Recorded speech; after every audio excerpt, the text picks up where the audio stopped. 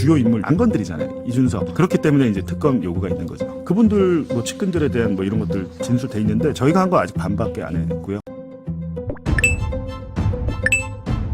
봉지훈 기자가 국힘을 괴멸시킬 보도를 계속 이어가겠다고 천명했습니다. 아니, 더 나올 게 있었습니까? 관련해 왜 개장수가 명태균 게이트의 핵심 인물인지 영상 보시고 이어가 보겠습니다. 소위 말하는 이제 공천 개입이라고 그러는데 저는 개인적으로 이 사건 취재하면서 이거는 공천을 거래했다는 생각이 들거든요. 공천 거래다? 네, 왜냐하면 주고받은 게 있기 때문에. 예. 단순히 개입한 거는 뭐 받은 게 없으니까 나중에 법적으로는 대가성이 없다고 뭐 이렇게 해서 끝날 수도 있거든요. 근데 이준석 의원 같은 경우는 당시에 당대표로서 온전한 당대표의 힘을 못 쓴 것 같아요. 그때 당시에 보면. 왜냐하면 공천이란 건 자기가 해줄 수도 있었는데 대통령, 그러니까 윤 측이 이제 윤석열이 워낙 좀 이제 그 힘이 센 상황이었잖아요. 지금 가장 시작할 때 아닙니까? 시작하기 직전이었잖아요. 당선일 때 가장 힘이 세다 그러는데 그 당시에 어떻게 보면 김영선 공천의 거강꾼 노릇을 한 거죠. 그렇게 보세요. 그렇게 보이는 게 아니라 그렇게 나옵니다. 검찰 자기들이 통화하고 문자 메시지 그러니까 기록을 보면 수사 기록을 보면 맨 처음에는 김건희 측에서 다 됐다고 다 된 것처럼 이렇게 해준 거예요. 김영선 공천 다 끝났어. 명 씨는 그렇게 믿고 있다가 갑자기 취임식 전날인 2022년 5월 9일에 그것도 자정 12시 30분에 이준석 그 당시 당대표가 그거 아니라던데요? 라고 하면서 이 지금 통화 녹음 파일이 생기는 거거든요. 그래서 5월 9일 통화까지 이제 그렇죠. 이어지는 거잖아요. 이준석 대표가 그 소식을 전하지 않았다면 그날 아침에 윤석열과 그 김건희가 명태균 씨와 통화할 이유가 없었죠. 이건 많이 알려졌고 저희도 다뤘습니다만 이기는 여론조사를 갖고 오라라고 지금 요구하잖아요. 네. 이준석 대표. 그건 어떤 맥락으로 이해를 하세요? 그러니까 당 창원시 의창구는 국민의힘 경선이 본선이잖아요. 민주당은 되기 힘들잖아요. 그렇기 때문에 내부에서 공간위에서 논의를 해야 되고 내가 뭔가 얘기를 하려고 해도 근거가 있어야 되지 않냐. 거기서 계속 정치한 사람도 아니니까 당연히 이기는 여론조사를 갖고 오라고 했는데 이준석 의원이 그 얘기를 라디오에서 아마 여기선가요? 한번 했던 것 같은데 그 민주당 후보 김지수 후보랑 한 거 김영선과 김지수 민주당 후보랑 그 여론조사를 이기는 여론조사를 가져온 게 무슨 의미냐 그랬는데 저희가 이제 지난주에 보도했듯이 처음에는 김영선 쪽으로 단수공천으로 갔던 것 같아요. 근데 권성동 윤한홍 측 친윤 측에서 문제 제기를 하면서 그걸 막으려고 했던 겁니다. 그러면서 김종양 후보가 지금 창원시 의창구 국민의회 의원이잖아요. 그렇죠. 김종양이라는 사람 후보를 김영선과 경쟁자로 붙이니까 또 합니다. 명태균 씨가. 2번을 비공표 여론조사를 해요. 했는데 정말로 그렇게 해서 김영선 씨가 그때 당시 뭐 잘 나왔으면 문제가 크게 없을 수도 있는데 그게 아닌 것 같다는 거죠. 그 수치에 손을 댄 정황들이 나옵니다. 그래서 이 사건은 지금 제가 생각하기에는 사실은 명태균 씨는 그냥 어떻게 보면 정치인 입장에서는 유능한 컨설턴트인 거예요. 만들어 보니까 원하는 결과를 맞춤형으로 딱 해주니까 그랬는데 그 명태균 씨의 영향력은 애초에 경남권밖에 없었는데 중앙으로 진출한 계기는 딱 하나잖아요. 김종인 그 당시 비대위원장과 친해지면서 이준석 당시 그분이 이제 당대표가 된 계기도 명태균과 친하게 된 계기도 김종인 때문이었어요. 김종인과는 만약에 척을 지고는 당대표를 할 수 없는 상황이었는데 이 사건은 김종인으로 시작합니다. 김종인 전 위원장은 되게 잘 알 거고 마지막 끝은 문을 닫은 건 김건희 여사가 통화를 하면서 문을 닫은 거죠. 김종인으로 시작해서 김건희로 끝난 사건인데 우리는 중간에 보면 주요 인물 윤석열, 김건희, 김종인 안 건드리잖아요. 이준석, 검찰도 마찬가지고 그렇기 때문에 이제 특검 요구가 있는 거죠. 그분들 뭐 측근들에 대한 뭐 이런 것들 진술돼 있는데 저희가 한 거 아직 반밖에 안 했고요. 보도된 게?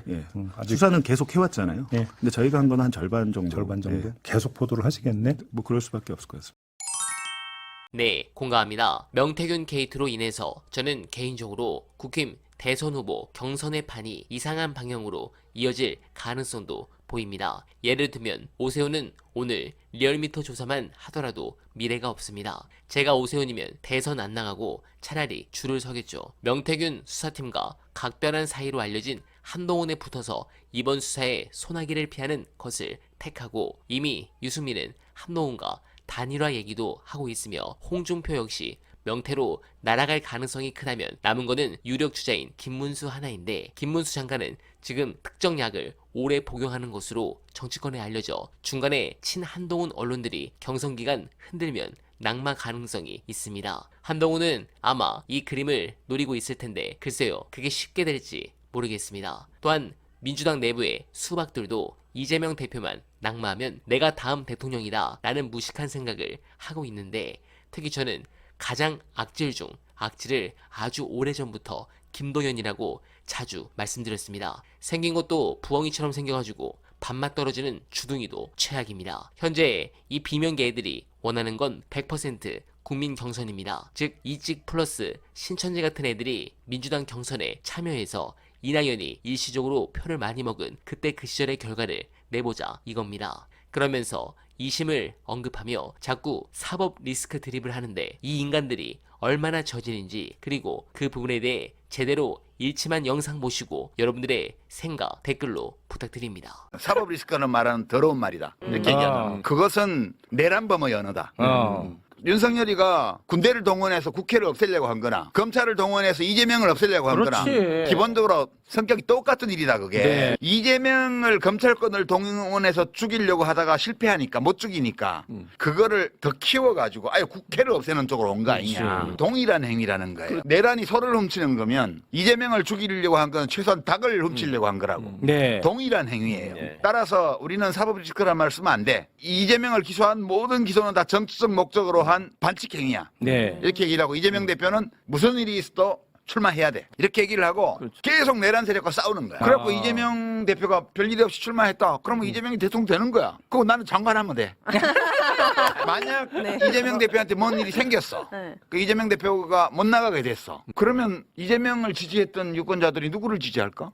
이재명 사법 리스크 있어서 안 돼. 내가 할 거야. 라고 말한 사람하고 제일 열심히 이재명과 함께 싸웠던 사람하고 중에 누구한테 표줄 것 같아? 이게 잘못이라는 얘기를 내가 하는 게 뭐 윤리적으로 뭐 틀렸다든가 논리적으로 안 맞다든가 이런 게 아니고 이게 이 상황이 이제 특수한 상황이라. 이게 일상적이고 정상적인 정치적 경쟁 상황이 아니고 내란 세력의 준동을 철저히 끝까지 제압해야만 하는 비상시국이란 말이에요. 네, 공감합니다. 아마 이번 대선을 끝으로 이들은 더욱 입지를 잃고 다음 전국 단위 선거에서 당원들한테 심판을 받을 것입니다. 그뿐만이 아닙니다. 이번 계엄이 실패로 돌아간 것은 아직 우리나라가 망할 운명은 아니라는 점을 역설적으로 운변한다고 생각합니다. 계엄 선포를 듣자마자 국회로 달려간 시민들, 목숨을 걸고 담을 넘어 계엄 해제 요구 결의안을 통과시킨 국회의원들, 엄동설안에도 탄핵을 외쳤던 광장의 응원봉들, 결국 이렇게 기적을 일으키기 직전까지 왔습니다. 현재는